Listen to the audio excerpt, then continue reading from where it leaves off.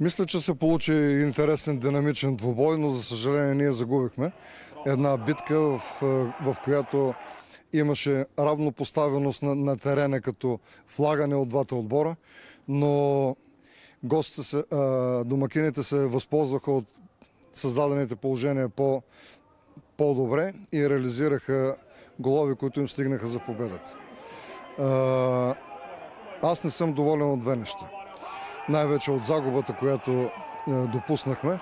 Другото е от отношение на съдийската бригада към нас, защото за кой ли път отбора ни е ощетяван.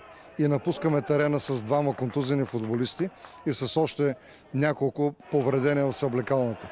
Това, което се случва, постоянно да има подкрепа и вреда в нашия отбор от съдийския апарат, вече ни идва повече. Стараем се да играем добър футбол, стараем се да бъдем позитивни на терена, да играем атакуващо, да създаваме положение, но не винаги не се разрешава. Срещу 14 човека е трудно. Не искам да звучи като оправдание, но това са фактите. Защото ако влезе човек в съблекалната и види кръвта по краката на момчета, всичко ще стане ясно. Това не е някаква битка за оцеляване на всяка цена, а това е футбол, който трябва да носи красота, а не само някакви игрички.